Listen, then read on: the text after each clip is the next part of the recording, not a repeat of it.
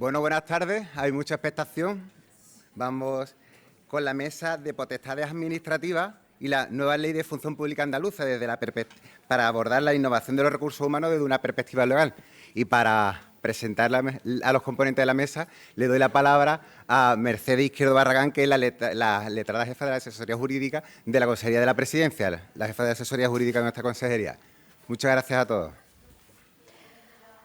Hola, buenas tardes. Gracias, Pablo, por la presentación. Veo que el aforo, yo creo que ha quedado un poquito reducido. Esto está lleno, pero vamos. Bueno, después de... me toca presentar una mesa en la que, en este congreso, en la que empezamos a poner un poquito los pies en la tierra, creo yo, porque si se ha planteado la situación actual del empleo público, de la organización, las perspectivas de futuro, como esta mañana, los planes estratégicos, y desde las distintas administraciones, tanto las de las comunidades autónomas como las de la Administración General del Estado.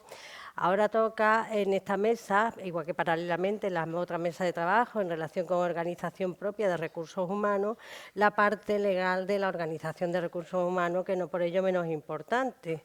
Como ha aludido esta mañana la Directora General de Función Pública, en nuestro ordenamiento jurídico, los límites de la función pública contenidos en la Constitución del mérito, de la capacidad y de la igualdad rigen en todo el sistema de organización de los recursos, desde el acceso, la promoción y todos los derechos estatutarios del personal del empleado público. En este sentido, la mesa que voy a presentar y voy a intentar moderar, no va a haber necesidad de moderar porque ellos se llevan muy bien y se dan la palabra los unos a otros y aquí nos conocemos todos. Versa sobre el tema de las potestades públicas y la futura regulación, un tema eminentemente problemático, de ahí la cantidad de solicitudes de informe al gabinete jurídico de las que soy testigo que se han realizado desde hace bastantes años y un tema pendiente de desarrollo legislativo como ya se analizará.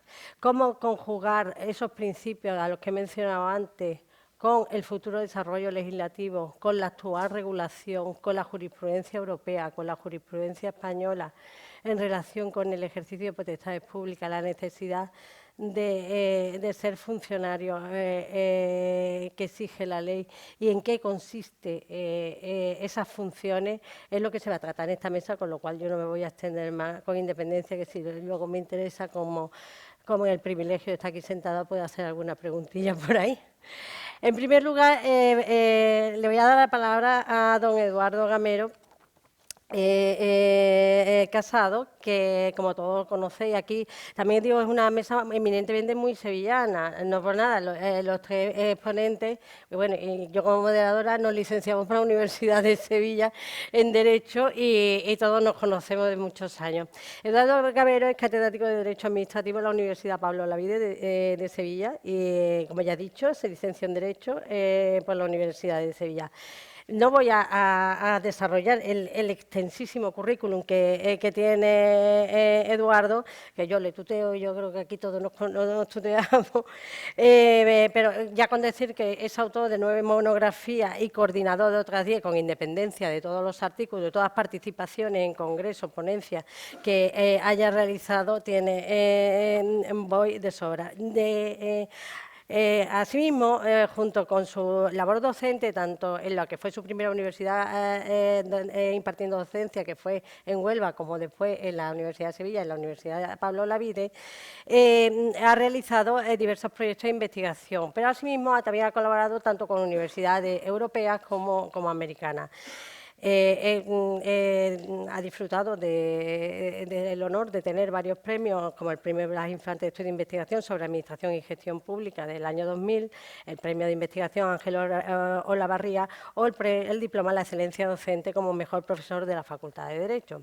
Para mí, sobre todo el currículum, que ya os digo que cualquier cosa es destacable, en la ponencia de hoy destaca que actualmente está dirigiendo el proyecto de investigación de excelencia concedido por el Ministerio de Economía reglamentaria sobre el ejercicio de potestades administrativas como criterio de aplicación del derecho administrativo. Con lo cual, no hay persona, creo que actualmente, que pueda encuadrar el tema que vamos a analizar aquí mejor que Eduardo Camero. Y con esto le doy la palabra. Bueno, pues muchísimas gracias. Está activado, ¿verdad? Sí.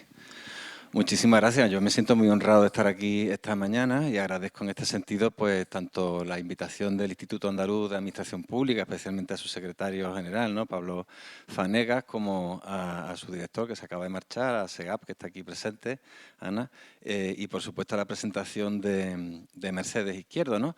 Pero sobre todo les agradezco a ustedes que estén aquí esta mañana. Yo estoy perplejo, francamente. Digo, bueno, estamos compitiendo, ¿no?, con un canal en el que se emiten las relaciones de puestos de trabajo, con un tema que aparentemente es friki, ¿no?, como las potestades administrativas, y esto está lleno a rebosar de personas, entonces esperemos no defraudar el interés que esta ponencia ha suscitado. Interés por el tema que yo comparto. Mi papel aquí esta mañana, tal y como me dijeron en su momento, era pues poner un poco el toro en suerte, por estar, ya que estamos en Sevilla y no con muchos sevillanos, según ha dicho Mercedes, pues por usar un término taurino, poner el toro en suerte explicando qué es la potestad administrativa, o por lo menos qué pensamos que debe ser la potestad administrativa. Un concepto que no está definido en ninguna norma y que, claro, es la premisa para que después, cuando Jesús y Julián entren a explicar, ¿no?, el ejercicio de potestades ya en la función pública, pues que tengamos acotado o delimitado, que tengamos en cabeza de qué concretamente estamos hablando. Y en este sentido, pues hemos de empezar contextualizando la situación. ¿Por qué el artículo 2 de la Ley de Procedimiento Administrativo Común y de la Ley de Régimen Jurídico del Sector Público comienzan a invocar a la potestad administrativa y por qué está adquiriendo este papel en el derecho contemporáneo, ¿no? Pues hay un doble proceso que estamos viviendo en el siglo XXI clarísimamente.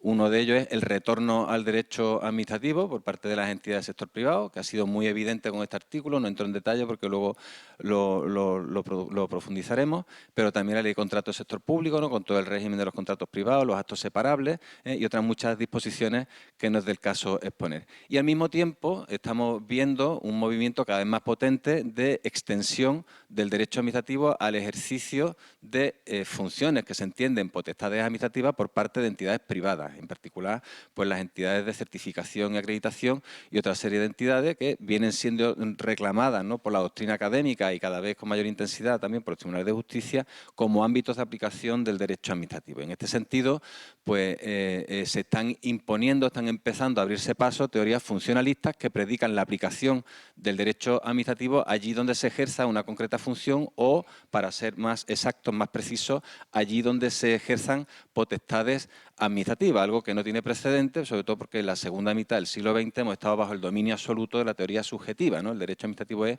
lo que se aplica a la administración. Esto, como digo, se está observando una clarísima basculación o por lo menos la necesidad de aferrarse a un criterio funcional que explique la aplicación del derecho administrativo en estos escenarios.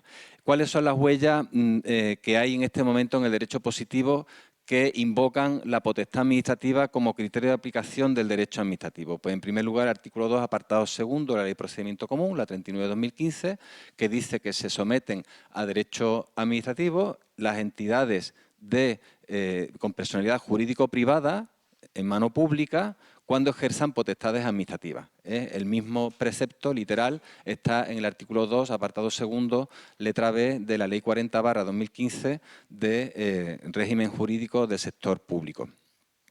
Segunda huella, el artículo 9, apartado segundo del Estatuto Básico del Empleado Público, que reserva a funcionarios las funciones que impliquen participación directa o indirecta en el ejercicio de potestades públicas. Como este precepto va a ser después analizado en detalle tanto por Jesús como por Julián, por Jesús Jiménez como por Julián Moreno, pues no vamos a abundar en la idea. El primer artículo que estaba aquí citado era el 2.2 de la Ley 30/1992, que decía, ya no, que se someten a derecho administrativo el ejercicio de potestades administrativas por las entidades de derecho público. la derogación de este precepto no significa que actualmente no se aplique este criterio, sino que se aplica el derecho público cuando se ejerzan potestades administrativas tanto por las entidades de derecho público como por la administración territorial, y lo que se ha venido a complementar por las leyes 39 y 40 en el sentido que acabamos de apuntar. Luego tenemos la disposición adicional 12ª de la LOFAGE, que se ha derogado, no es baladí, creo que el tema va a salir después seguramente, la prohibición de que empresas mercantiles ejerzan autoridad pública. En este momento esa restricción se ha levantado y, sin embargo, sigue vigente en el derecho autónomo, en el derecho andaluz, la Ley 9/2007 de Administración de la Junta de Andalucía, el artículo 75, párrafo segundo, prohíbe que las empresas mercantiles ejerzan potestades administrativas. Ahí están las sentencias que digo que no voy a comentar porque seguro que son objeto de comentario más adelante. Bien, ¿qué problema nos plantea todo esto? Pues saber qué es una potestad administrativa, porque cuando estemos en presencia de una potestad administrativa se aplicará el derecho administrativo, no podrán ejercerla quienes no sean funcionarios y así sucesivamente. Y el problema viene dado por la inexistencia de un concepto legal, no hay una definición en ningún precepto que diga que es una potestad administrativa y también es una cuestión muy poco trabajada desde el punto de vista académico. Aquí les ofrezco a continuación pues un intento de limitación de este concepto que se corresponde tanto con la jurisprudencia, como vamos a ver seguidamente, como con los hechos del derecho positivo contemporáneo. Bien, podemos decir, por acotar el concepto de potestad administrativa, en primer lugar, que existen poderes que no están reconocidos por el ordenamiento jurídico, ¿no? La autoridad moral que pueda tener una persona, esto no lo recoge el derecho como fuente legitimadora de poder. Y, sin embargo, pues hay otros hechos o acontecimientos que se han sido recogidos en normas jurídicas y que dan lugar a poderes. Esos hechos o acontecimientos que han sido reconocidos como poderes jurídicos por una norma pueden ser de dos tipos. Unos de ellos son bilaterales porque son fruto de una relación jurídica. Por ejemplo, como consecuencia de la firma de un contrato, surgen derechos y obligaciones y estos son los derechos que surgen del contrato son poderes jurídicos, o un acto administrativo que reconoce una subvención es también una relación jurídica en este sentido bilateral. Por el contrario, hay poderes que son unilaterales, que son directamente reconocidos por el ordenamiento jurídico y que basta con que acontezcan las circunstancias de hecho previstas en el ordenamiento para que ese poder se pueda activar. Esos poderes unilaterales en unos casos no están sujetos a condición de ninguna clase. Yo, por ejemplo, tengo la libertad de donar mis bienes y esto no está sujeto a condición ninguna. Me la reconoce el Código Civil y es un poder unilateral que puedo ejercer en cualquier momento. Pero hay otros que son las potestades, las que llamamos académicas y convencionalmente potestades, no digo administrativas, digo potestades solamente, que son poderes ya funcionales o condicionales o vinculados y en particular que están sometidos al beneficio o al interés de un tercero, de una tercera persona. Estos poderes pueden estar reconocidos en beneficio de un sujeto privado. Es el ejemplo paradigmático de la patria potestad. La ostentan los padres, deriva del Código Civil, y se ejerce necesariamente en beneficio de los hijos. No la ejerce el padre en su propio beneficio. Por tanto, hay potestades privadas. Y luego están las potestades públicas, que son aquellas cuyo ejercicio se condiciona a la satisfacción del interés general. ¿Cómo se determina el interés general en el ejercicio de una potestad? Pues como veremos enseguida, puesto que el ordenamiento jurídico las atribuye, hay una norma atributiva de competencia, en esa norma atributiva de competencia se determina cuál es el interés público subyacente que se debe de cumplir en el ejercicio de esa potestad administrativa. De esa potestad pública, quiero decir. Y esas potestades públicas, a su vez, pues en un primer momento, el constitucionalismo francés y norteamericano, pues se dividió en tres poderes básicos: la potestad legislativa, la judicial y la administrativa. ¿Cuál sería la administrativa? Pues aquella, no entramos en definir las otras dos porque estamos mal de tiempo, no nos interesa. Pues la potestad administrativa es aquella que está sometida a control judicial y que se somete a la ley, puesto que la ley es la que la atribuye y la que determina su extensión. De tal manera que podemos decir que una potestad administrativa, ahí estoy queriendo enchufar al ordenador, pero claro, no puedo porque el rayo ustedes no lo ven si yo apunto al ordenador. Una potestad administrativa es un poder jurídico unilateral reconocido por el ordenamiento jurídico para la satisfacción del interés general y cuyo ejercicio se somete tanto a la ley como a control judicial. Bien, vamos a entrar a destripar un poco estas nociones para que nos quede suficientemente claro, deslindándolo de otras nociones y ampliando muy someramente el concepto para que se entienda. Ahí está la definición. No, lo veo bien, Julia, muchas gracias. Ahí está el concepto que acabo de enunciar, de potestad administrativa. Y podemos hablar de una serie de caracteres identitarios que permiten o que son consustanciales a la potestad administrativa, no nos han hecho falta para diferenciar a la potestad administrativa de otros poderes jurídicos, pero debemos mencionarlos ahora porque nos dan cuenta cabal de cuál es su régimen jurídico y cuál es su engarce en el sistema constitucional. Y en este sentido, y en primer lugar, pues no hay un catálogo de potestades administrativas establecido en la Constitución ni en ninguna disposición concreta. Hay una inconcreción constitucional, de tal manera que la ley puede generar nuevas potestades administrativas. Yo, por ejemplo, en la tesis doctoral, cuando la hice en hilo tempore, ¿no?, cuando era un chavalín, pues trabajé sobre la intervención de empresas. Y creo que fui la primera persona que dijo que la intervención de empresas es una potestad administrativa específica, porque no existe, no puede encajar en ninguna otra. Pues así se siguen creando potestades administrativas, sobre todo en el ámbito regulatorio, que es el más rico, el más prolífico, ¿no?, el más innovador, y ahí se generan continuamente nuevas potestades administrativas. En segundo lugar, y en esta nota es preciso detenerse con detalle, la unilateralidad significa ejecutividad, pero no ejecutoriedad. Es decir, la potestad administrativa se ejerce unilateralmente, no está supeditada a ninguna otra circunstancia más que concurra el presupuesto de hecho previsto en la ley. Y despliega efectos por sí misma, es decir, es un acto, se traduce en actos administrativos unilaterales. Ahora bien, eso no significa que esos actos sean necesariamente de naturaleza autoritaria, de naturaleza impositiva o de naturaleza ejecutoria. La ejecución forzosa, según una sentencia del Tribunal Constitucional, la 22/1984, es una potestad administrativa específica y concreta, no es un rasgo consustancial de la potestad administrativa. Por tanto, tendrán el privilegio de la ejecutoriedad o ejecución de oficio aquellos actos administrativos a los que la ley les reconozca ese efecto o esa circunstancia. Claro, esto está desdibujado en el derecho español porque la Ley de Procedimiento Común, artículos 99 y siguientes, reconoce, predica ese rasgo de la ejecutoriedad de cualesquiera actos administrativos. Y esto nos hace perder de vista que esa nota no es consustancial al concepto de potestad administrativa.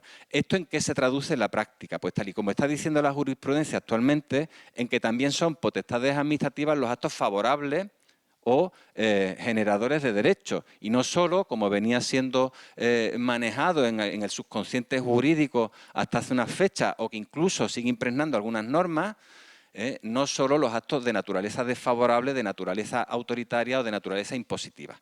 En este sentido, pues son muchas las sentencias desde el año 2004 del Tribunal Supremo que dice que el otorgamiento de subvenciones públicas es ejercicio de una potestad administrativa. Y esto pues está estallándonos en la cara en los 2 últimos años con una serie de sentencias que seguro tú las vas a comentar, Jesús, las de... ¿No? La agencia IDEA y eso, ¿no? Bueno, vale. En fin, y luego, por ejemplo, contratación. Los contratos administrativos, sabíamos de siempre que en la fase de ejecución se ejercen potestades, ¿no? El ius variandi y tal.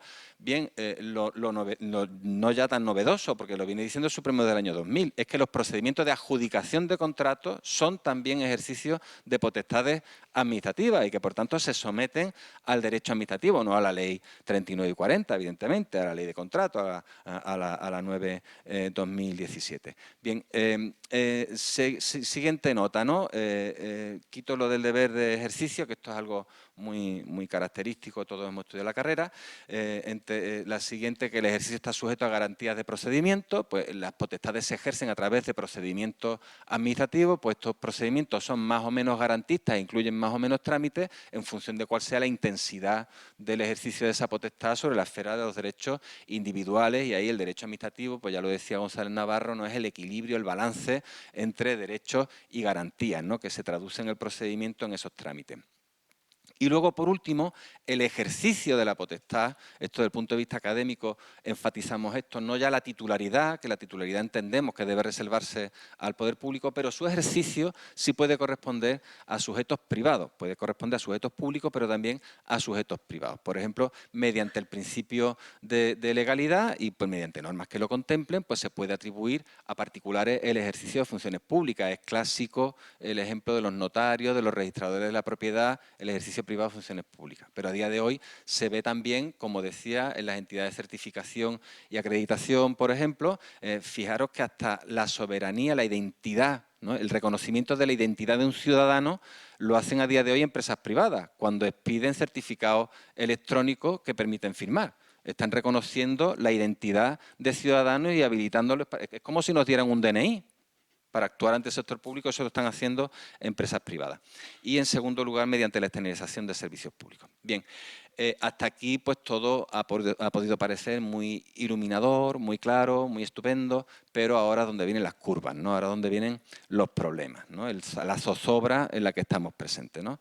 Y en primer lugar, pues se utiliza el término competencia muchas veces como sinónimo de potestad.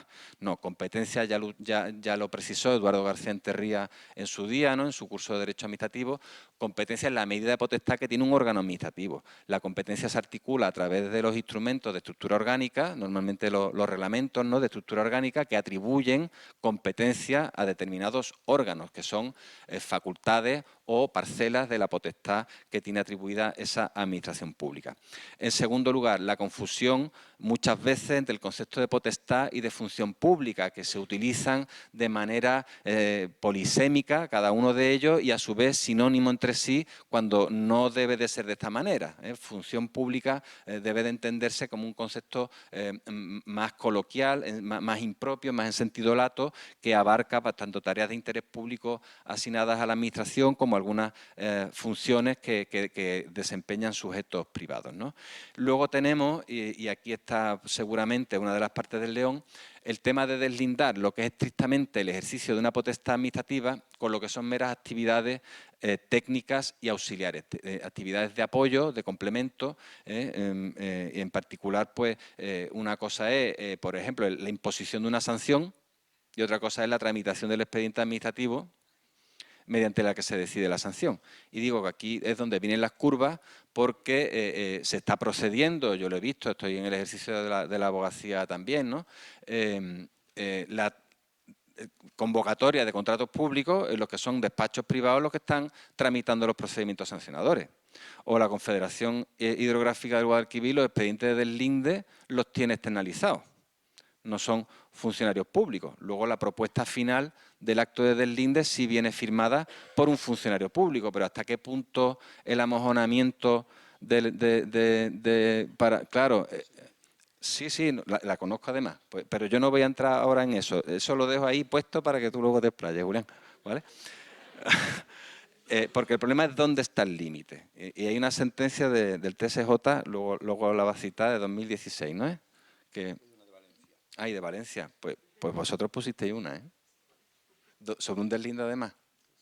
Sobre un deslinde. Bueno, ya voy terminando, ¿no? En la interpretación del artículo 9, apartado segundo del Estatuto Básico de Empleado Público, que es una cuestión en la que no entro. Simplemente digo que la jurisprudencia nos viene sorprendiendo porque tradicionalmente viene interpretando el concepto de potestad administrativa que está en ese artículo como acto de autoridad pública, estrictamente así, por tanto, un concepto más estricto del que yo he expuesto anteriormente y, sin embargo, en este momento la jurisprudencia viene entendiendo el 9.2 con este otro concepto más amplio, más lato, que no solo incluye actos de autoridad, sino cualquier potestad en los términos que la hemos definido antes, ¿no?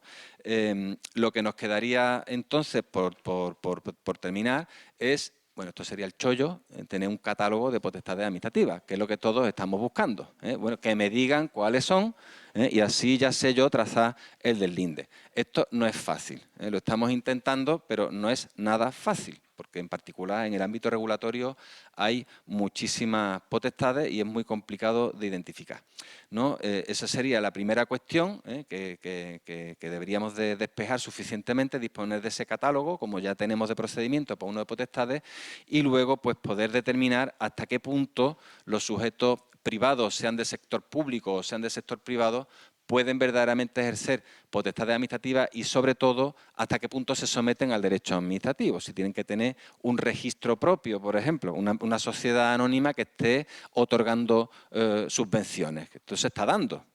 Se está dando. Sociedades anónimas en mano pública que dan subvenciones. Tienen que tener un registro, qué funcionario público es el que tiene que validar que se cumplen los requisitos de otorgamiento de esa subvención. ¿Cómo se articula todo eso, ¿no?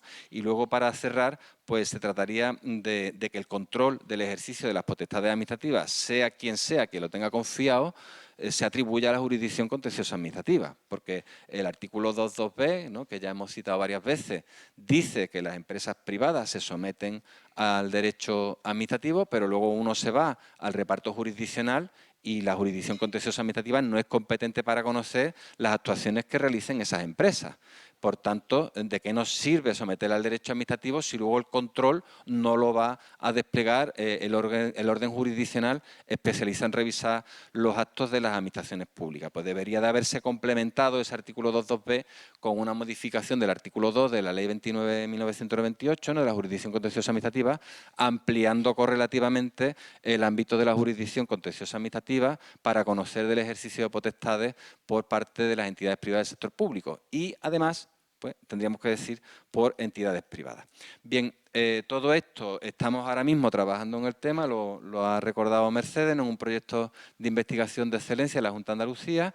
Esperamos antes de fin de año entregar a una editorial la monografía, la primera monografía, resultado de este proyecto. Hay alguna cosa anterior en este libro que está gratuitamente disponible en Internet. Si ustedes lo buscan, pues se pueden encontrar el enlace y se lo descargan. Y también en este tratado de procedimiento común, pues que tuve el honor de dirigir hace 2 años, que tiene un capítulo primero en el que este concepto se procura exponer con un poco de detalle. Yo creo que he abusado en 5 minutos del uso de la palabra, lamento haberlo hecho y agradezco una vez más la atención de todos ustedes. Muchas gracias.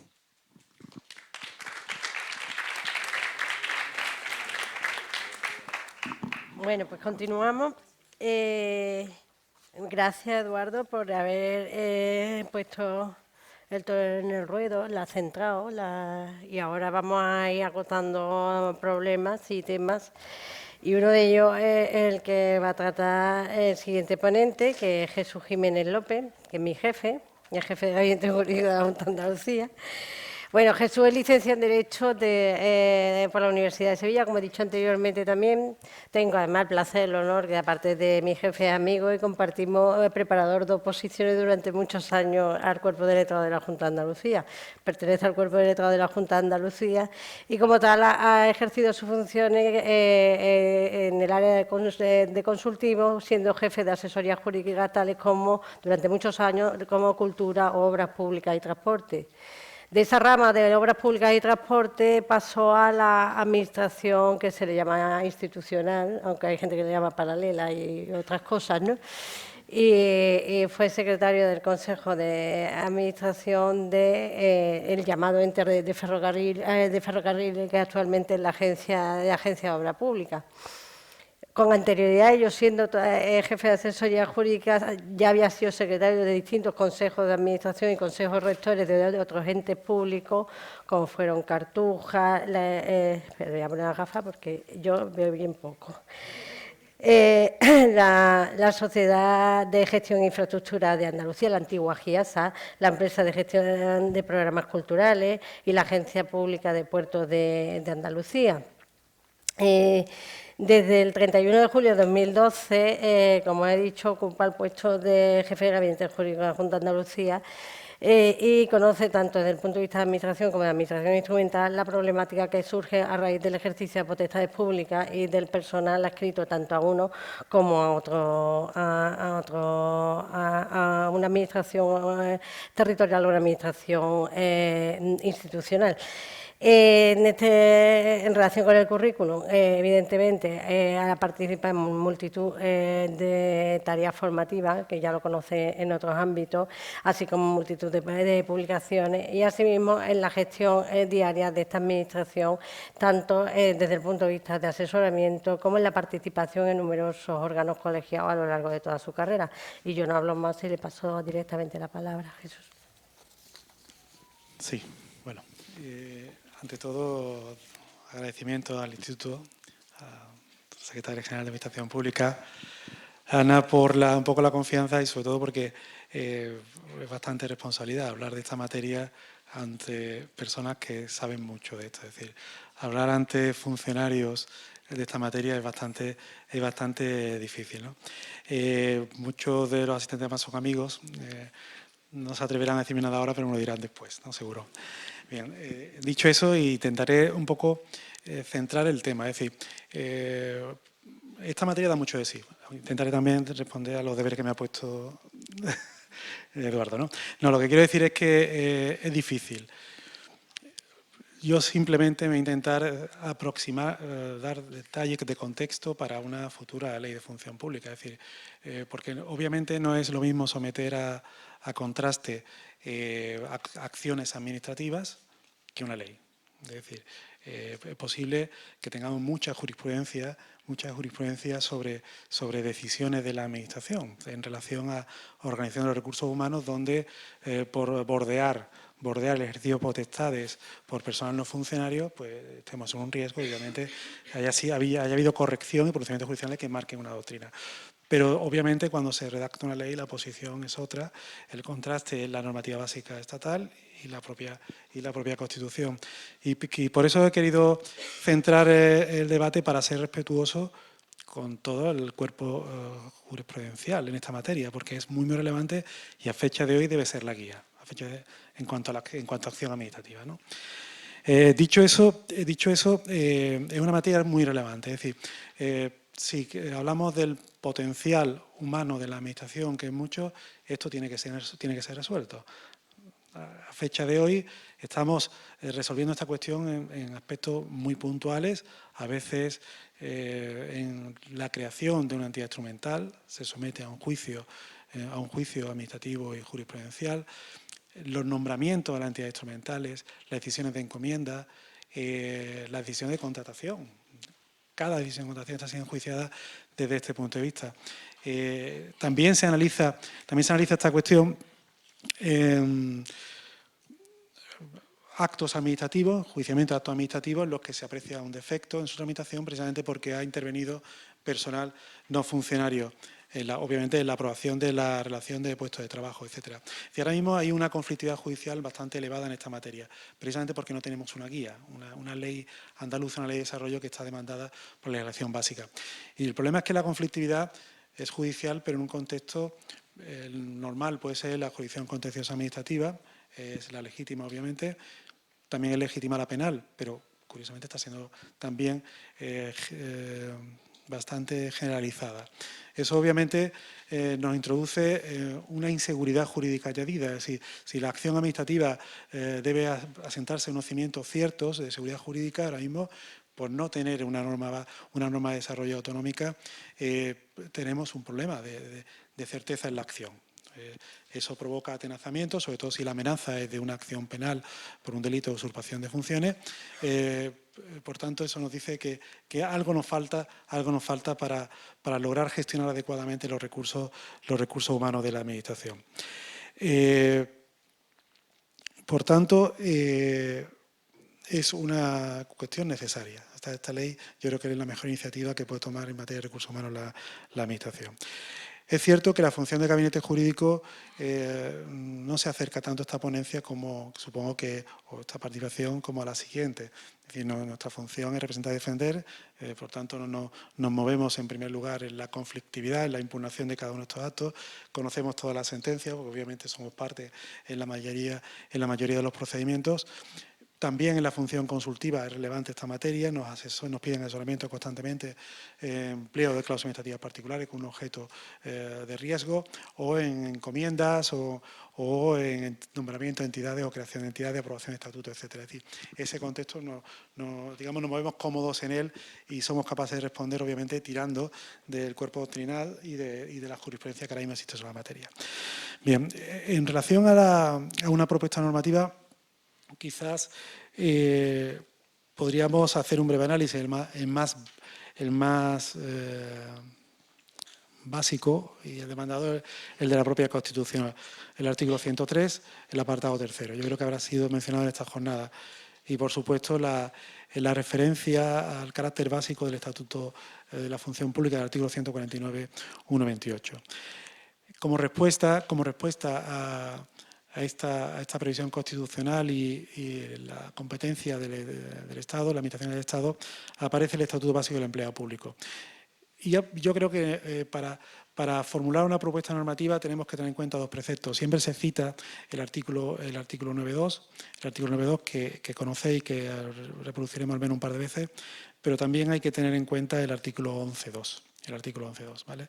Si el artículo 9.2 establece que el ejercicio de las funciones que implique la participación directa o indirecta en el ejercicio de potestades públicas o en la salvaguardia de los intereses generales del Estado y de las administraciones públicas corresponde exclusivamente a funcionarios públicos en los términos que la Ley de Desarrollo de cada administración pública se establezca, precepto básico, el artículo 11.2 dice: las leyes de función pública que se dicten en desarrollo de este estatuto, nuevas normas de desarrollo, establecerán los criterios para la determinación de los puestos de trabajo que pueden ser desempeñados por personal laboral, respetando, en todo caso, lo establecido en el artículo 9. Por tanto, esta llamada al desarrollo normativo se produce en los dos preceptos, y los dos preceptos deben ser tenidos en cuenta, porque en realidad, si los leemos en su sentido y en su sentido contrario sensu, veremos que no está diseñando el mapa de la función pública que tenemos que ofrecer en la nueva ley, ¿no?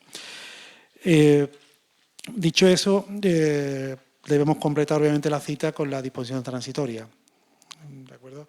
Es decir, hasta que esto se produce, se mantiene un cierto status quo en cuanto a personal laboral que pudiese estar desempeñando funciones que, de acuerdo con esta ley, deben estar reservadas a los funcionarios públicos. Dicho eso, ¿cuál es el contexto en el cual tenemos que hacer ese desarrollo normativo? Bien, en primer lugar, tendríamos el artículo 15 de la Ley 30/1984 de medidas para la información pública.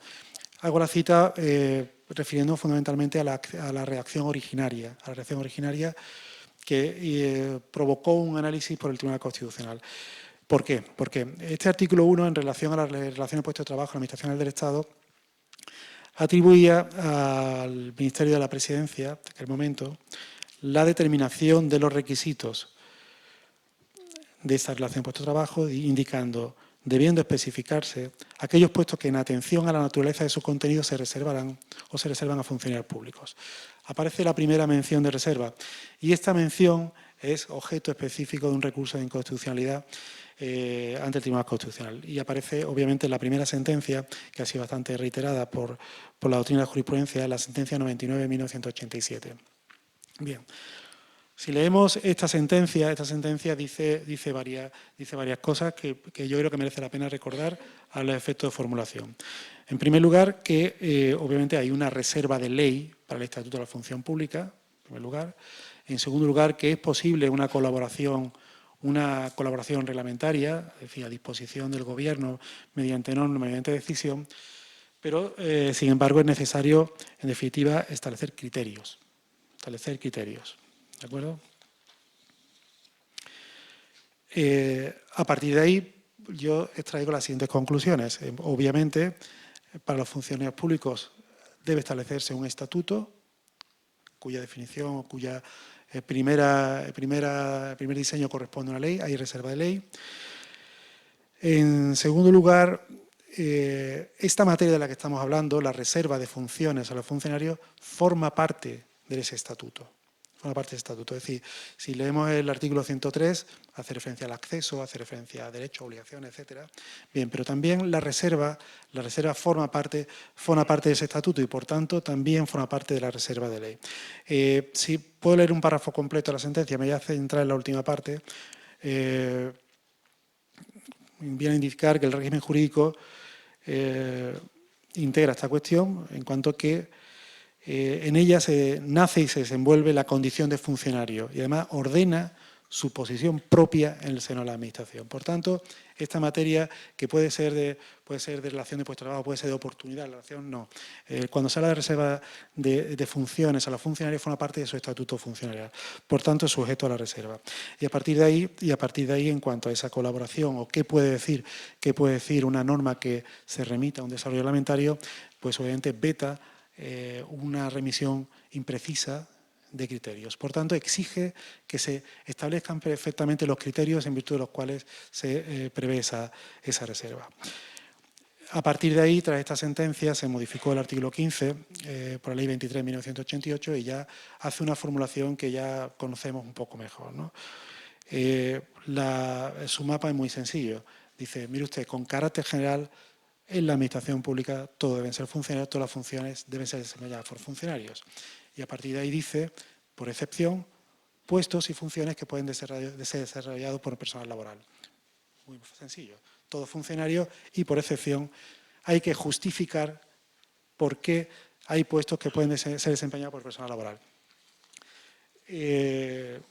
No tiene mucho sentido que lo traslade, pero actividades propias de oficio, vigilancia, custodia, porteo y otro análogo, función de naturaleza no permanente, artístico, vinculado al desarrollo, servicios sociales, protección de menores, actividades prestacionales, etcétera. Insisto, por excepción, ¿de acuerdo? El segundo ámbito normativo que nos da un contexto es la Ley de Base de Régimen Local. También en su redacción originaria, artículo 92.2, tenía una cláusula de cierre en cuanto a las funciones que deben ser desempeñadas por funcionarios. En general, aquellas que, en desarrollo de la presente ley, se reserven a los funcionarios para la mejor garantía de la objetividad, imparcialidad e independencia en el ejercicio de la función. Bien. Entonces, digamos, es otro criterio que a veces es argumento, muchas veces por la jurisprudencia, para entender esta reserva funcional. Hay que decir, aquellas funciones donde se haya acreedora digamos, la intervención de un funcionario, de la intervención de un funcionario, porque la decisión o la función concreta necesita unas notas de objetividad, imparcialidad e independencia. Bien, esta remisión también se consideró como un criterio que podía ser difuso y, por tanto, fue sometido, en este caso, a una cuestión de inconstitucionalidad que fue resuelta en la sentencia número 37 de 2002. En este caso fue validada. Sencillamente, la sentencia validó esta remisión a esos criterios para configurar una posible relación de puesto de trabajo, una posible asignación de funciones a funcionarios. Cuando se trate de funciones que requieran estas notas, esta remisión es suficiente. Esta decisión administrativa está suficientemente acotada. Tras esta sentencia, que por cierto cuestiona, es decir, dice que pasa el corte de constitucionalidad, pero la cuestiona en términos de técnica normativa. Le gusta más la del Estado, de hecho se remite expresamente a ella. Dice, esta remisión indeterminada, hombre, tiene criterios que yo valido, pero yo preferiría otro modelo como sería el estatal, es decir, todos funcionarios menos una excepción de personal laboral. Pero la valida. Sobre esta sentencia se construye una jurisprudencia cuyo exponente es una sentencia del año 2005 que es citada también por nueva jurisprudencia y por la doctrina. Estamos hablando de una sentencia del 19 de octubre del año 2005, ¿no? Sobre esta posición, interpretando y aplicando la Ley de Base de Régimen Local, habla de que con carácter general deberán ser respetadas, o sea, las funciones deberán ser asignadas a funcionarios cuando estas funciones requieran de notas de objetividad, imparcialidad e independencia. En segundo lugar, corresponde a la Administración la carga de demostrar que para una función o un puesto estas notas son indiferentes, vemos que construye el negativo, y hay que demostrar que no se precisan estas notas en la función pública. Y por otro lado, tendrá que demostrarlo además formalmente, tendrá que motivarlo de manera expresa en la configuración del puesto de trabajo. Es decir, que no concurren estas notas para poder posibilitar el acceso del personal laboral.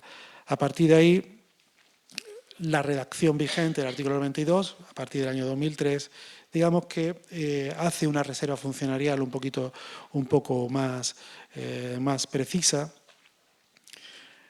obviamente ya con remisión al artículo 9.2, es decir, aquellos que supongan la participación directa e indirecta en la elección de puestas públicas o protección de intereses generales. Y a partir de ahí también añade, como de manera diferente, potestades, el ejercicio de autoridad, lo separa, y de nuevo introduce el criterio general de notas que requieran objetividad, imparcialidad e independencia, el desarrollo de esa función. Hace referencia ya en el siguiente párrafo a la Secretaría Comprensiva de la Fe Pública, el asesoramiento legal preceptivo, control y fiscalización interna de la gestión económica, financiera, presupuestaria de la contabilidad, tesorería y de recaudación. Bien, veis que acota bastante, digamos, auxiliándose por un lado del artículo 9.2 y por otro lado de las notas de la objetividad, imparcialidad e independencia. Y a partir de ahí, con este contexto, pasamos al precepto. Siempre digamos, de una emisión de propuesta. Yo estoy seguro que habrá discrepancias, incluso a lo mejor son mías. He intentado elegir una vía porque era la forma de discutirla, sencillamente. ¿De acuerdo? A partir de ahí os explico. Entiendo que realmente el artículo 9.2 es un mínimo.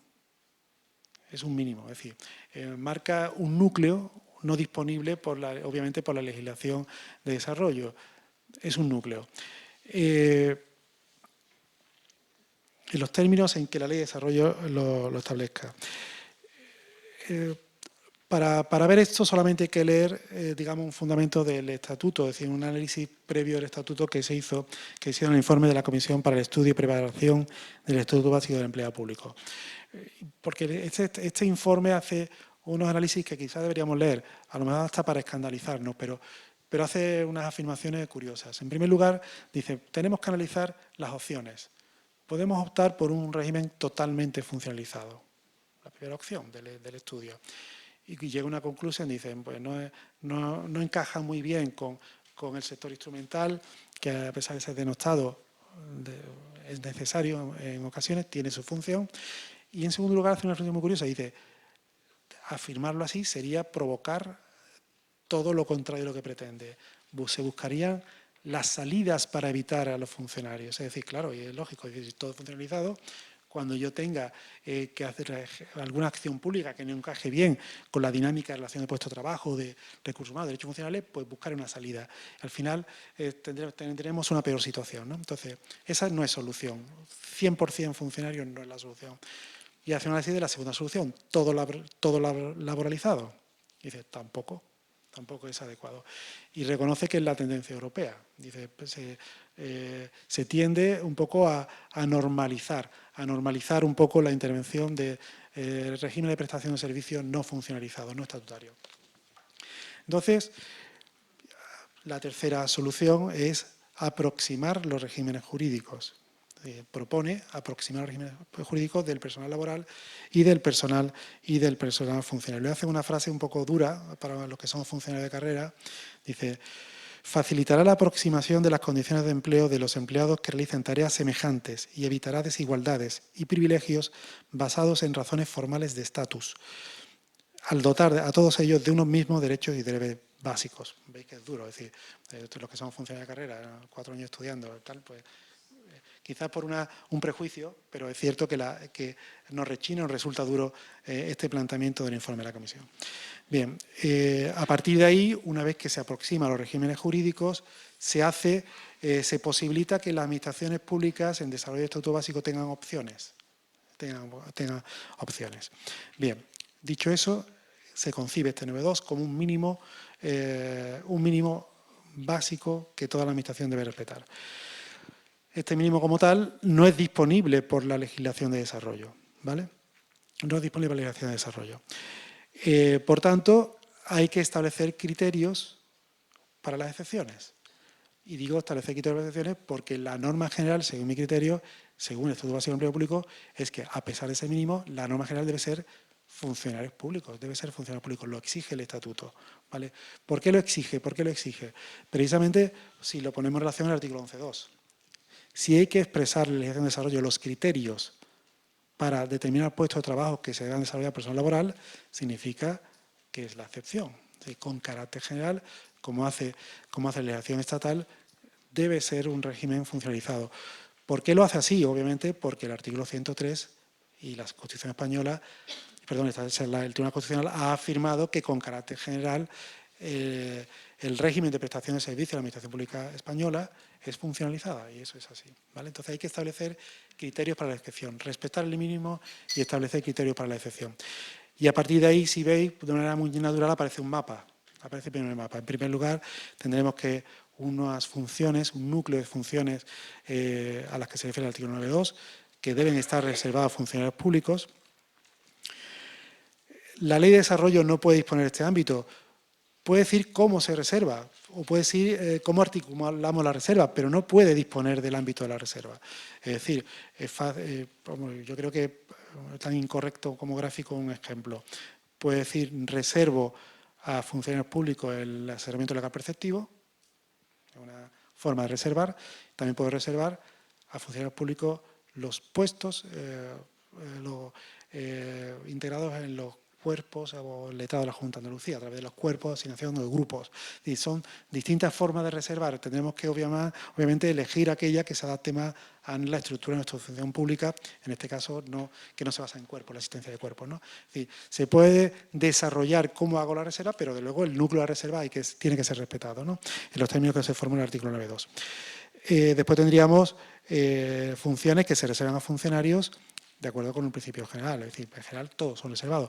Ahí sí puedo establecer criterios para no reservar. Digamos, sería un intermedio, por así decirlo, disponible para la Administración en función de criterios. Y ya veremos cuáles. Pero hay que establecer criterios para esta segunda masa, por así decirlo, ¿no? Para excluirla. Y obviamente los laborales, ya no sale el negativo, siempre de acuerdo con criterios por excepción, ¿de acuerdo? Personal laboral. Otro elemento a tener en cuenta es la aproximación de los regímenes jurídicos. Yo, estas veces, en algunas discusiones con Eduardo, en algún que otro foro científico, a veces me pongo muy bruto, es decir, lo digo para ser gráfico. Es decir, yo no me creo, precisamente por ese concepto de estatus, no me creo que un personal laboral que lleva 30 años en la Administración en un mismo puesto, porque a lo mejor los concursos los tiene más limitados, que accedió por oposición a su puesto de personal laboral, tenga peores condiciones de objetividad, imparcialidad e independencia que, por ejemplo, un funcionario interino. No me lo puedo creer, no lo puedo aceptar. O un funcionario eventual, no lo puedo aceptar. Entonces, claro, tenemos que ver el régimen jurídico del personal laboral y del personal funcionario para ver en qué medida estamos apreciando en ambos regímenes jurídicos las notas de objetividad, imparcialidad e independencia. Yo creo que, aun siendo funcionarios, para ser leales con la propuesta que hagamos, esto tiene que ser analizado. Porque una de las intenciones del Estatuto Básico era aproximar los regímenes jurídicos, ¿vale? Aproximar los regímenes jurídicos. A partir de ahí, y si esta aproximación nos permite mejorar los criterios, porque claramente hay diferencias. Yo no puedo soltar de plano la independencia, la imparcialidad, la objetividad y decir que se predica a funcionarios laborales no. ¿Por qué? Porque ¿qué es lo que caracteriza esos atributos del funcionario? El acceso, ya no. El acceso no. Es decir, ¿por qué? Porque los laborales pueden acceder por oposición. El régimen disciplinario no, es el mismo. Las incompatibilidades no, son la misma. Es decir, no. La inamovilidad. Sí, es cierto, es decir, el funcionario tiene derecho a la inamovilidad en la condición de funcionario, no en el puesto, en la condición de funcionario. ¿Qué pasa con el laboral? Bien, realmente la inamovilidad laboral técnicamente no existe, pero bien, se ha matizado. El auto básico, sabéis que en caso de despido improcedente, despido disciplinario improcedente, probablemente sea en caso de infracción grave, la opción de readmisión frente al derecho laboral común es del trabajador. Bien, no es inamovible, pero bien, se le dota, es suficiente. Bueno, podemos discutirlo a lo mejor para determinadas funciones. Es un poquito más para determinadas funciones. Para ser honesto, eso hay que tenerlo en cuenta. ¿De acuerdo? En segundo lugar, teniendo en cuenta que la inamovilidad del funcionario es en la condición de funcionario, a mí me llama la atención toda la reflexión que me surge a mí, en la adicional de la Ley de Reordenación del Sector Público. ¿Vale? Esta norma, esta ley, prevé la condición, o sea, la reserva al funcionario de carrera, puestos directivos que tienen que ver, en cierta medida, con las potestades públicas. Y es correcto. Pero me falla una cosa, y es, bien, pero son agencias, es personal laboral, muchas de ellas. No pueden tener personal funcionario. Entonces, de alguna manera no sé si es lo que quiso decir la norma, pero sí me lleva a la reflexión. Si la inamovilidad es la condición de funcionario de carrera, como política de recursos humanos se pretende la movilidad de funcionarios a agencias públicas laboralizados, pero laborales muy peculiares, por cierto, porque sabéis que un laboral despedido, si es directivo, despedido de una agencia, no tiene derecho a indemnización, no tiene derecho frente al régimen común de directivos. ¿Por qué? Porque se propicia una movilidad horizontal con las agencias de funcionarios. Entonces, es funcionario de carrera, la función que desempeña está sujeta a una relación de derecho laboral. Se puede decir que ese ejercicio no es independiente, no es objetivo, no es imparcial, si no puede ser tocado en su condición de funcionario de carrera. No sé, me lleva a la reflexión y a lo mejor se puede tener en cuenta a la hora de ordenar un movimiento horizontal de funcionarios de carrera hacia las agencias públicas empresariales. Es cierto, yo he estado 8 años en una agencia pública empresarial y daba la circunstancia que todos los directivos eran funcionarios de carreras. Eran funcionarios de carrera. Y funcionarios de carrera que accedieron al momento de creación de la empresa y accedieron a funcionarios de carrera porque la opción de gobierno en ese momento era que fuesen funcionarios de carrera. Entonces, decir que no estaba dotado de esas notas, no sé, me resulta llamativo. Y a lo mejor, seguramente no sé si tenía amparo legal, fue antes del 2007, pero ahora en un desarrollo a lo mejor habría que tener en cuenta para eso, ¿no? Dicho eso, me han pegado un toque y que quizás me quede lo más importante. Me queda una afirmación muy plana, tiene muchos matices, mucha jurisprudencia. La reserva funcionarial está íntimamente vinculada a aquellas funciones que pueden desarrollar los extranjeros como funcionarios en el Estado español, los extranjeros comunitarios, entiendo, ¿no?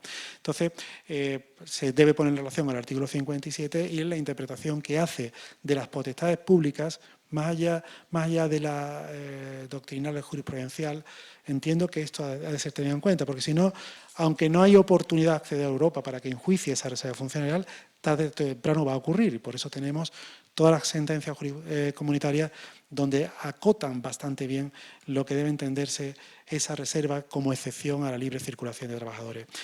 Tengo varias sentencias, que estas son todas conocidas, la última de 2014. Hay una un poco tramposa por mi parte, porque incluso una decisión cautelar de suspensión de una actividad la adopta alguien que no es funcionario y lo acepta como excepción la jurisprudencia porque entiende que la decisión definitiva corresponde a una autoridad.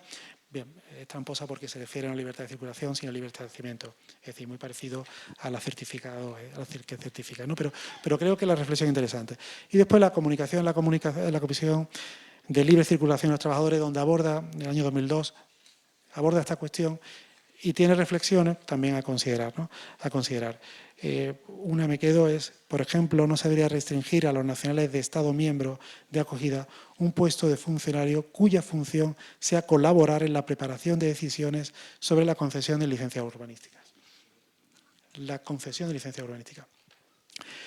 A partir de ahí, mapa a ofrecer, más allá del quedado que es muy básico. Claro, tenemos la visión del Estado, que es muy clara. Tenemos también alguna ley autonómica, como la de Galicia, donde hace una enumeración de funciones que son las tradicionales. Yo creo que todos aceptaríamos como funcionarios esas funciones de la fe pública, asesoramiento legal preceptivo, control, tesorería, etcétera. Yo creo que son modelos válidos, siendo consciente que cualquier laborización debe ser explicada a través de criterios lo más preciso posible. Y, por cierto, no comparto, lo digo por responder a tus deberes, yo no comparto que la concesión o subvención sea una potestad a los efectos novedosos. La concesión no. El reintegro sí, su control también, pero no la concesión. Y, de hecho, incluso la propia ley de subvenciones deposita la concesión de subvenciones en fundaciones de derecho privado. Exige autorización previa al Ministerio, bien, pero toda la tramitación de la concesión es de la fundación.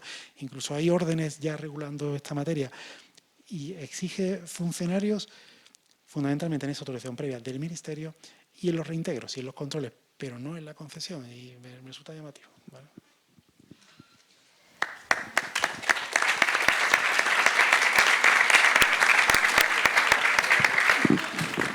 Muchas gracias, Jesús, por tu exposición, y yo creo que ya ha empezado el debate, porque aquí también veo a Eduardo anotando cosillas.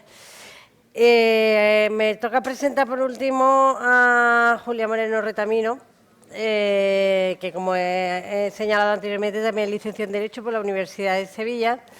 Es magistrado de la Sala de Contencioso Administrativo del Tribunal Superior de Justicia de Andalucía desde el año 95, año en que yo entré, aprobé la oposición, y nos conocemos desde entonces. Antes pleiteamos y después ya a través de muchos foros en los que hemos coincidido, y realmente hemos entablado, yo creo, una amistad fructífera a lo largo de estos años.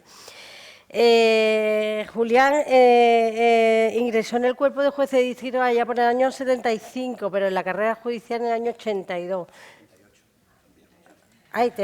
No, 78, 82, como no veo, es lo que tengo. No obstante, de los juzgados de primera instancia, donde comenzó, pasó muy pronto, en el año 95, a la Sala de Contencioso, y se quedó en esta jurisdicción que le gustó, parece ser que le gustó a él, y aquí está. Paralelamente a su carrera judicial, ha sido docente desde el año 93, primero en la Universidad de Sevilla y a raíz de su creación en la Universidad Pablo de Olavide. Junto a la docencia en la universidad, pues ha sido partícipe en numerosos foros y en cursos de formación, y de ahí lo podéis conocer, sobre todo los que estamos en el mundo del derecho. Y también tiene diversas publicaciones. Últimamente habla de muchas cosas, he visto que habla también del procés, es una cosa muy interesante. Y yo, sin más dilación, porque también se nos hace un poquito tarde y yo creo que bonito va a ser también el debate, te dejo que tomes la palabra, que seguro que es fantástica la exposición. Muchas gracias. Bien, hay que comenzar, es obligado, pero lo hago con gusto, con unas palabras de agradecimiento a ustedes, que para mí son un reto, claro, porque es un público, no es un público cualquiera, es un público cualificado. Conocen este tema en profundidad, sí. Seguramente aprenderemos nosotros muchas cosas de ustedes al final. Y también, bueno, pues por supuesto a las autoridades de la Junta de Andalucía que me han invitado a este foro. Y para mí es un honor participar además con dos autoridades. Tiene la autoridad moral, aquella que decía que no concede la norma, ¿no?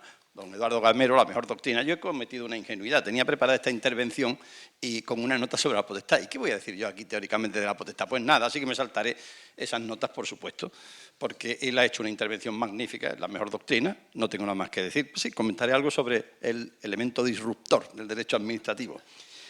Y con Jesús Jiménez, al que conozco también de hace muchos años, el letrado jefe de la Junta de Andalucía. Quizás no sean ustedes conscientes, aunque creo que aquí hay personas de otras comunidades autónomas, quiero decirlo porque es el foro adecuado, quizás no sean conscientes de que en relación con toda España, la Junta de Andalucía tiene un gabinete jurídico extraordinario, porque hay unas garantías en el acceso que no la hay en todas las comunidades. Cuando me enteré de que en algunas se nombraban a dedo a los abogados defensores de la Administración, me llevé una sorpresa y negativa, claro, en Andalucía no es así. Y en la práctica diaria, bueno, pues ya llevo más de 20 años en la Sala de Contencioso, efectivamente, y compruebo a diario pues la calidad de los informes, de las contestaciones y a veces de las demandas, claro, cuando les toca, de los letrados de la Junta. Y me parece que este es el momento adecuado para que yo, como juez, que he mantenido silencio durante, porque me lo imponía, creo, mi condición profesional, reivindique aquí la figura de don Francisco del Río, creador del gabinete jurídico,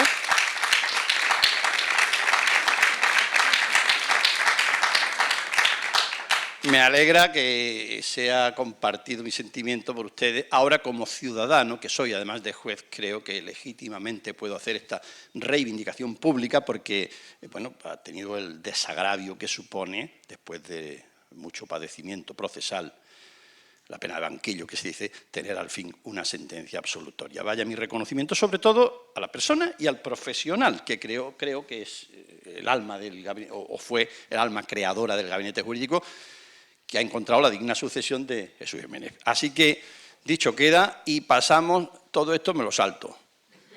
Sí. Efectivamente, el premio de Ángel Olavarría a don Eduardo Gamero decía, el título era el derecho administrativo ante los retos de un mundo en disrupción. Bueno, pues concretando un poco el mundo en disrupción, en lo jurídico y en este ámbito del personal que afecta tanto a las potestades, yo creo que hoy lo representa la jurisprudencia europea. No me cuesta nada reconocer que temblamos muchas veces cuando nos enteramos que un asunto ha ido a Europa y sobre todo cómo vendrá. Bien, hay que acatarlo, por supuesto, y aprendemos, por supuesto, todos los días. Entre otras cosas, ya hemos aprendido que el Tribunal Supremo, aunque diga la Constitución que es el último de España y tal, no. El Tribunal Supremo tiene encima el Constitucional y luego otros dos, el Europeo de Derechos Humanos y el de Justicia, con todas sus salas. Bien, lo que sucede, y aquí sí que hago alguna crítica, es que me parece que desde la Unión Europea, desde esos órganos jurisdiccionales, no se conoce la realidad de todos los países que la componen. Y a veces tienen unos planteamientos en exceso teóricos y quizás tendrían que bajar... Hombre, no digo yo que se leyeran, aunque no estaría mal, algunas novelas de Pérez Galdós, que tanto nos ilustraban sobre lo que era la función pública en España, que no es la que hay ahora, no. Pero algo ha quedado, porque donde hubo brasas quedaron cenizas, dicen. Llamémosle claramente a las cosas. Y luego daré algún ejemplo de algunas sentencias, ¿no? Hay excesos en la contratación. Es verdad que los interinos se someten a unos procesos, pero bueno, con menos garantías, evidentemente. Así que yo reivindico la figura del funcionario de carrera. ¿Cómo no lo voy a hacer? Yo también soy funcionario de carrera. En la línea creo que ha ido Iba Jesús Jiménez. Esa reivindicación hay que hacerla. Y me parece que el Tribunal de la Unión está dándose cuenta ya de que España no es Alemania o Francia, con sus pros y sus contras, ¿eh? No es que todo aquello sea bueno, no, pero esto me recuerda el último informe del abogado general sobre los despidos de los interinos, el derecho a la indemnización, etc. Bien, ahora lo veremos.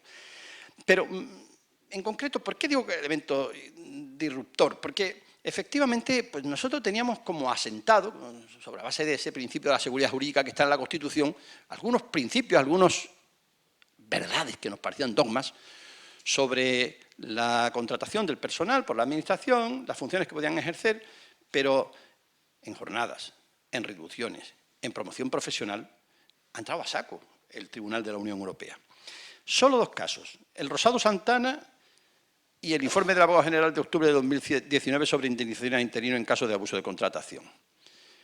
En el caso Rosado Santana de 2011, la directiva del año 99 sobre el trabajo de duración determinada, dice el tribunal, debe interpretarse en el sentido de que, por un lado, se aplica a las relaciones de servicio de duración determinada. Bien. No, es que no he pulsado donde debía. Y por otro, exige que se excluya toda diferencia de trato entre los funcionarios de carrera y los funcionarios interinos comparables de un Estado miembro, basada en el hecho de que estos tienen una relación de servicio de duración determinada. O sea, por tener una relación de duración limitada, determinada, no se puede hacer una discriminación. Ya eso está asumido plenamente, como no puede ser de otra forma. El Tribunal Supremo y los tribunales inferiores así lo hacen. A menos que razones objetivas justifiquen un trato diferente. Seguramente aquí, aunque el tribunal también acota este concepto, seguramente aquí hay todavía alguna tela que cortar, creo yo, porque a veces sí que existen razones objetivas para un trato diferente. Por ejemplo, se me ocurre, que yo sepa no se nos ha planteado todavía el reconocimiento de los servicios previos del interino a la hora de la promoción en los concursos. No lo he visto yo en un caso, pero se me ocurre pues, que pueda haber una justificación, una razón objetiva para un trato diferente. ¿Por qué? Porque si ya en el proceso de selección ese personal interino, en razón de que ha demostrado de alguna manera su capacitación profesional durante un número más o menos largo de años, ha tenido alguna ventaja en ese acceso, Ya sabemos que no existe la oposición restringida, etcétera, pero sí una valoración de méritos en un concurso de oposición, etcétera. Valorar después de nuevo ese tiempo puede ir en perjuicio, evidentemente, del interés legítimo de ese funcionario de nuevo ingreso, que recién terminada la carrera, como algunos, por ejemplo, hicimos, no del 75, pero en el 78, nos dedicamos a preparar las oposiciones, sin servicios previos. Se le puede postergar en una interpretación literal. Pero llega, este es el tema que estoy tratando aquí, la cláusula cuarta de dicho acuerdo marco que viene con la directiva se opone a que los periodos de servicio cumplidos por un funcionario interino no sean tenidos en cuenta para el acceso de este que entre tanto ha tomado posesión como funcionario de carrera, a una promoción interna en la que solo pueden participar los funcionarios de carrera, a menos que exista una exclusión justificada por razones objetivas. Bueno, es verdad, y son muy legítimos, como digo, los intereses de ese personal que no ha tenido a veces posibilidad por la inacción de la Administración, que ha incumplido sus deberes de convocar periódicamente las oposiciones correspondientes, pero también son legítimos los otros intereses. Ahí es donde me parece que hay un poco de desequilibrio en la jurisprudencia, cuando además dice que el hecho de que el funcionario interino haya cumplido esos periodos de servicio sobre la base de un contrato de duración determinada no constituye tal razón objetiva. Bueno, pero creo que cuando se plantee podremos verlo. El otro ejemplo de este elemento disruptor, que yo he llamado así, tomando prestado el término de Eduardo, he tomado a título casi anecdótico el informe del abogado general de octubre de 2019 sobre indemnizaciones a interinos en caso de abuso de contratación. Bueno, parece que ya se alumbra, hay una cierta rectificación, porque se dice, bueno, bien, a lo mejor este abuso en la contratación debe dar lugar a una indemnización, todo lo remite luego al juez nacional, porque ya si han leído ustedes sentencias del Tribunal de la Unión Europea verán que son frases subordinadas y otras más subordinadas y otras más subordinadas, y al final dice uno, ¿y qué querían decir? Comas, puntos y comas, nos critican a los jueces nacionales por el lenguaje enrevesado, pero yo les reto a que se lean una sentencia o media, 4 o 5 apartados, y luego me lo expliquen, si lo han entendido a la primera. Bueno, pues al menos rectifican, parece que van en esa línea de rectificación, esto es un informe del abogado general, pero en el 80% de los casos el tribunal lo asume. Así que no podrán obviarse las exigencias de mérito y capacidad. Hombre, es que si el tribunal hubiera dicho otra cosa, habría que haber cambiado la Constitución española, por vía de exigencia del sometimiento al derecho comunitario europeo. Así que da una respuesta de que no es posible la conversión automática del temporal en fijo.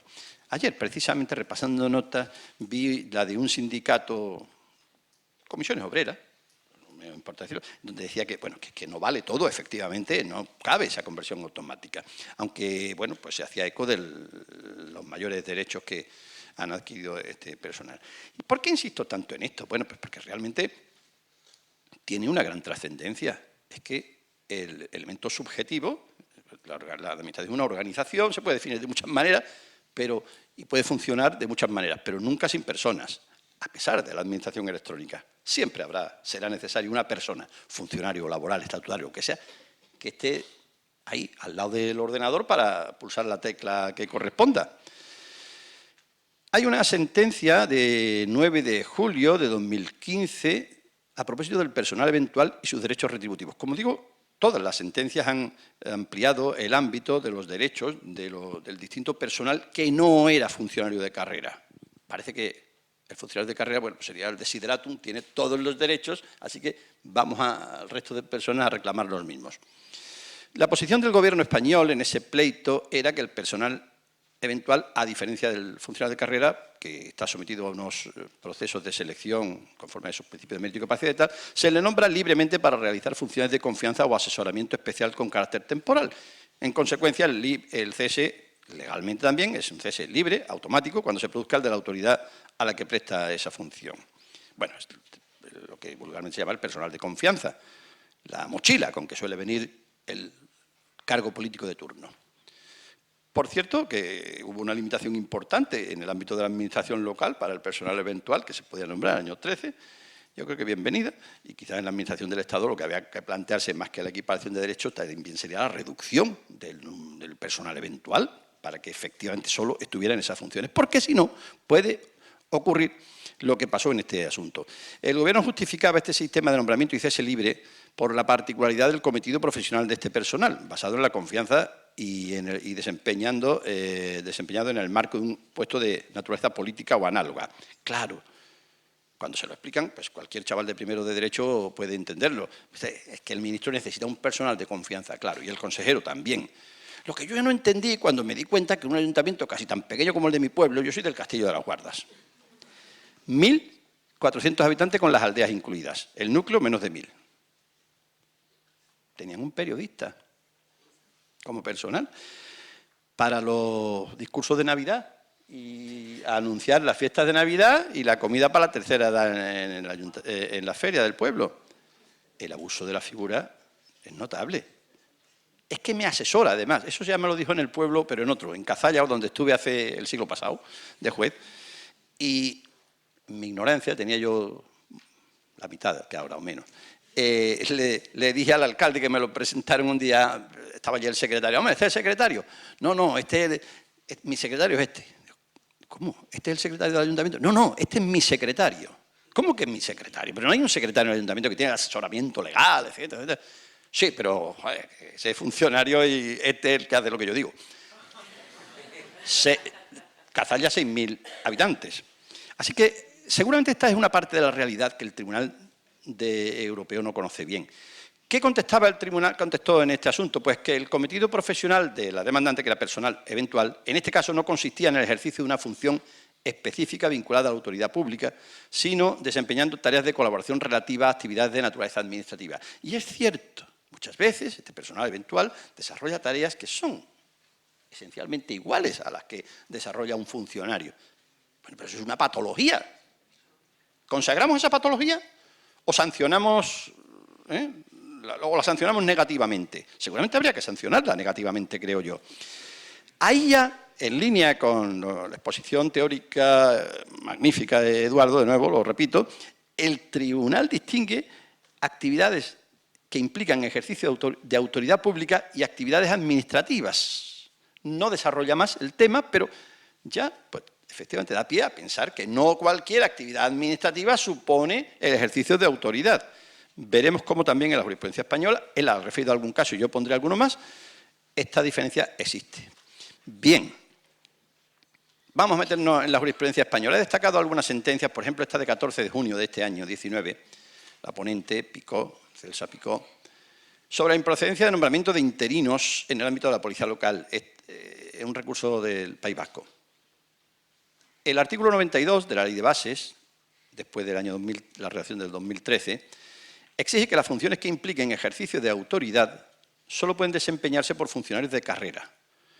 Destaca el Tribunal Supremo el íter normativo y la evolución jurisprudencial que ha habido en la materia, y aunque reconoce que antes de 2013 también existía una reserva funcionarial en este ámbito, sin embargo no deja ya lugar a dudas cuando dice funcionarios de carrera.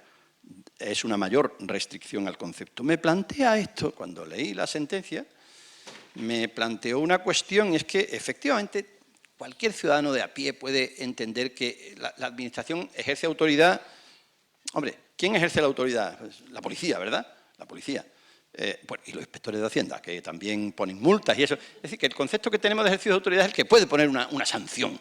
Si pensamos en que al conceder una subvención o el funcionario que está tramitando un expediente está ejerciendo una potestad administrativa, bueno, pues sí, pero ese concepto, el núcleo duro del ejercicio de la autoridad, pues esa es la que puede imponerse hasta que puede provocar la detención legal de una persona, la policía. Y la observación crítica que yo hacía es que no existe en España una norma, como sí en el ámbito del régimen local, referida a los funcionarios de carrera para los policías locales, para otras personas que ejercemos la autoridad judicial.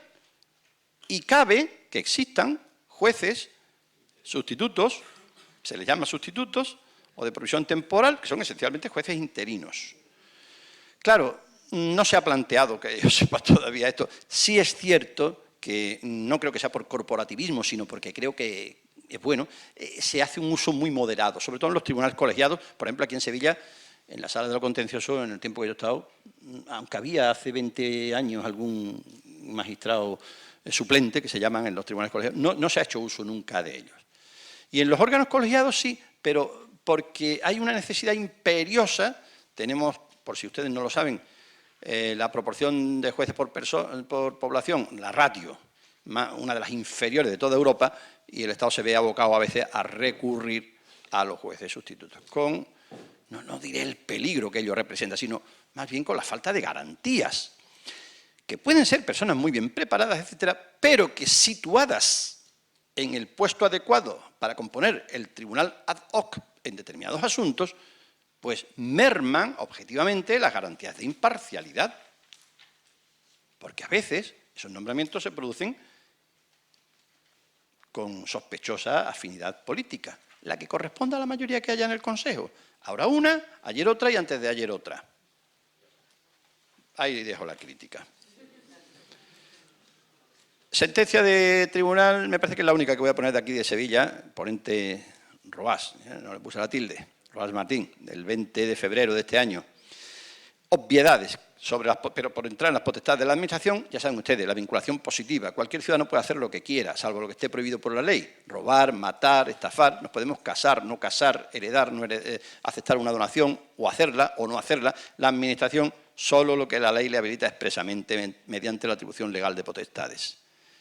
Esto que parece el abecedario, pues a veces, y seguro que si ustedes son funcionarios, si hay alguno de administración local lo entenderá muy bien, cómo muchas veces el alcalde de turno dice, ¿y cómo no puedo hacer yo esto? Pues si soy el alcalde y tengo mayoría absoluta.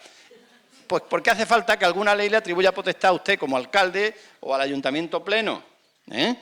¿Y cómo va a venir luego un juez que no lo ha elegido nadie que me quite la razón? Eso también lo decían, sobre todo cuando se crearon los juzgados de lo contencioso, que entraron así con regular aceptación, porque la autoridad política entendía, hombre, pero al menos un tribunal, la audiencia territorial, perdón, que era la antigua, que llevaba los contenciosos, o ahora los TSJ, bueno, estos señores como que saben mucho.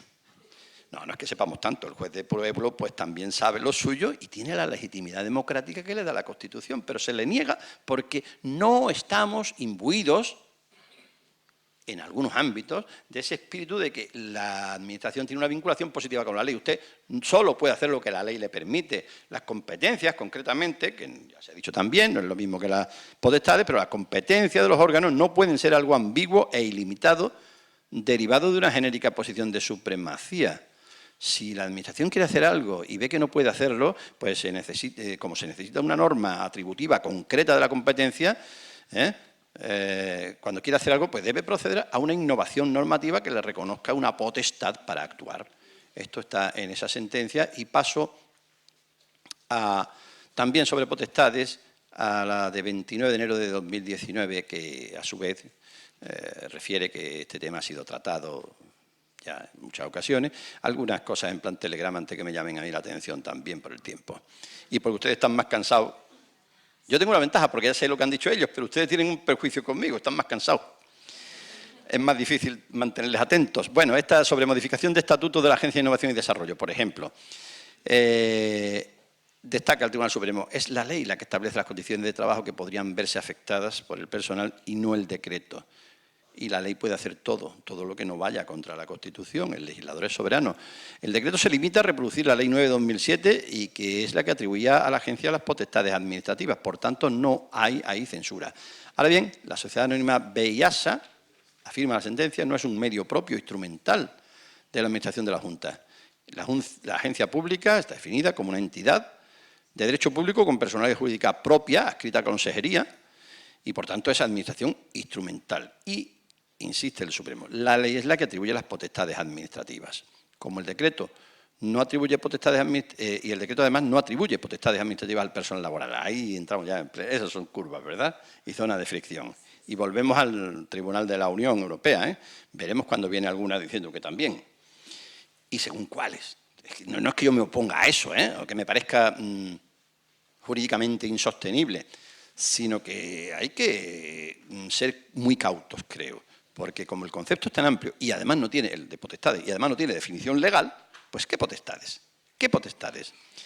La toma de decisión, en todo caso, en el procedimiento debe ir precedida por la instrucción y eso incumbe exclusivamente a los funcionarios. Así que lo que se trataba antes de concesión de subvenciones por entidades privadas y demás. Bueno, pues si hay un procedimiento administrativo, el procedimiento está en manos o debe estar en manos de funcionarios. En esta misma sentencia dice que no se puede llevar, baja al terreno de lo concreto, no se puede llevar a cabo por personal laboral actuaciones en funciones de dación de fe pública y gestión de registros administrativos, asesoramiento legal preceptivo, control y fiscalización interna de la gestión económica y financiera y presupuestaria, evaluación, control, actividad autorizatoria, de vigilancia, inspección, propuestas de resolución, porque son todas ellas de naturaleza administrativa.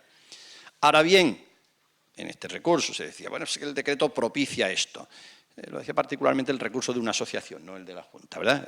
Serían las actuaciones concretas, eventualmente las realizadas por ese personal laboral, las que podrían adolecer de ese vicio, que el ejercicio de potestades, porque no era funcionario, en contra del mandato del artículo 9 del Estatuto del Empleado Público, pero no, la aprobación del decreto en sí no comportaba esto. Esto, aunque lo dice la sentencia del Supremo, pero es tomándolo de la sentencia de aquí de Sevilla, y se hacía una crítica al incumplimiento, parcial al menos, por parte de la Junta de Andalucía, en cuanto a la elaboración de la RPT por parte de la Consejería, y que para esa elaboración pues, no bastaría con adscribir unos cuantos funcionarios interinos, decía la sentencia, porque a todas luces sería insuficiente dadas las potestades administrativas que tiene la agencia. Bueno, en línea con la equiparación de los derechos del funcionario interino y el de carrera, esta sentencia de 21 de noviembre del 17 del Supremo dice que contra la discriminación se pronuncia contra la discriminación del funcionario en el supuesto de cese por falta de capacidad o rendimiento. Esta medida de cese, para estos casos, no está prevista para el funcionario titular. Por tanto, su extensión a los funcionarios interinos implica una discriminación, en tanto que puede comportar una medida sancionadora. Otra de febrero del 16 sobre la integración del personal de una sociedad pública mercantil pública en una agencia pública empresarial. No se vulnera el derecho al acceso a la función pública ni el derecho a la promoción profesional porque el personal integrado ya formaba parte del sector público. Y esta es la que decía yo sobre, en referencia también al comentario que hizo Gamero sobre los deslindes y demás, una sentencia que encontré del Tribunal Superior de Valencia, de 6 de junio de 2014, Manzana la Guarda, Rafael, porque hay una mujer que también es Manzana la Guarda, hermano seguramente, por eso he puesto el nombre completo. El objeto del recurso era una actuación constitutiva debía de hecho, y me ha llamado la atención porque creo que ha dado un paso más, ha sido quizá más valiente que otras. Actuación constitutiva debía de hecho por parte de la Consellería en el ámbito de Valencia, como he dicho, sí, de una orden de ejecución del año 7 dictada a la empresa pública valenciana de aprovechamiento energético de residuos. La había de hecho, como ustedes saben, se mete o se introduce en la ley de la jurisdicción del año 98, antes existía el concepto en la jurisprudencia, en la doctrina, traído de Francia, etcétera, pero lo tenemos ya normativo en la ley de la jurisdicción. No se hace demasiado uso de ello y aquí me llamó la atención, como digo. ¿Qué era Baersa? Una empresa de la Generalitat cuyo objetivo era cumplir servicios esenciales en materia de medio ambiente, etcétera. Está integrada en la Consellería, capital social íntegro de titularidad pública y medio propio instrumental y servicio técnico de la Administración. Y como tal, estaba obligada a realizar los trabajos que le encomiende la Generalitat. En sus estatutos y en las normas internas está perfectamente, como ahí se entrecomilla, que la actuación de Baersa no podrá suponer el ejercicio de potestades administrativas. Hay una resolución de 2007 por la que se aprueba una orden de ejecución a esta empresa, resolución de la Consejería, ordenándole la realización de estudios de impacto ambiental, ejecución de los mismos y vigilancia de las medidas correctoras o del condicionado ambiental en el ámbito de la comunidad autónoma valenciana en el bienio 8-9. En el pliego de condiciones técnicas de la orden de trabajo se decía que le correspondía la revisión y análisis de la documentación técnica, la valoración técnica, las visitas técnicas a las zonas de actuación para obtención de datos de campo, la elaboración de informes técnicos, fíjense cuántas veces lo he repetido, claro, pero es que así lo ponía, técnicos, en el proceso de estudio y análisis de los informes de impacto ambiental. El alcance de esos trabajos, pues o debe poseer un carácter exclusivamente técnico y nunca formarán parte estrictamente del procedimiento administrativo. Esto lo decía también el pliego de condiciones, no la sentencia. Decía eso. Nunca formarán parte estrictamente del procedimiento administrativo. Pues bien, es un pleito en el que se practicó mucha prueba, algo que no es lo habitual en el contencioso administrativo. Tenemos un proceso eminentemente documental, casi todo está ya. Pues aquí llamaron hasta casi el lucero del alba a que declarara. Y el tribunal hace la valoración de la prueba. Oiga, es que los informes técnicos que hacen ustedes siempre coinciden con la propuesta de resolución. Así que las tareas de Baersa parece que exceden de las expresamente recogidas en el punto 3 del pliego de condiciones técnicas de la orden de trabajo. Ese exceso, y esa es, creo, un poco la novedad o el atrevimiento de la sentencia, ese exceso constituye una vía de hecho, inmediato cese. No pueden seguir así. En concreto, se cita un informe de Baersa que dice el tribunal es una auténtica resolución administrativa, hasta en la forma, sus resultandos, sus considerandos y su parte dispositiva. La instrucción del procedimiento conlleva la labor de valorar la información sobre el proyecto y decidir, lo cual es una auténtica potestad administrativa, cuál debe ser el contenido de la propuesta de resolución. Pues todo eso se lleva a cabo por personal de Baersa. Evidentemente aquí había un uso patológico de ese pliego de condiciones y una prueba más fue la testifical de una técnico de la empresa que reconocía lo que aquí se dice. Tiene físicamente a su disposición el expediente administrativo, del que es la única instructora y la responsable del mismo. Y ningún funcionario supervisa sus decisiones, debe ser. Esto es que no me ayudó mi hija a hacer la presentación y algo se me ha quedado colgado. Es que esto nos cuesta. Bueno, de la administración electrónica ya ni hablamos, pero esto nos cuesta. Así que, conclusión, todo esto excede del contenido técnico funcional atribuido a Baersa. Seguramente, en el día a día de este personal, sin dudar que actúa de buena fe y con el mejor propósito, etcétera, pues estaban ejerciendo potestades administrativas, claro. Vamos, lo afirma ya el tribunal. Y digo, ¿qué ocurriría si esto de alguna manera llega también al Tribunal de la Unión Europea? ¿Cómo nos va a responder? Seguramente todos tenemos que replantearnos muchas cosas. Los tribunales españoles, la administración española, la andaluza, pero creo que también sería bueno, y a lo mejor ahí los abogados del Estado, que son los que representan al Reino de España en Europa, en los tribunales europeos, tendrían algo que decir, y los de la Junta cuando se les oye, decirle, oiga, tenemos un sistema muy peculiar. ¿Conoce usted en profundidad nuestro sistema de selección, de acceso y las patologías del sistema? Claro que el tribunal podría responder de las patologías, usted es bien responsable porque no hace las cosas como debiera. Bueno, con esto me parece que sí que he llegado al final, sí. Bueno, ni tanto. Muchas gracias.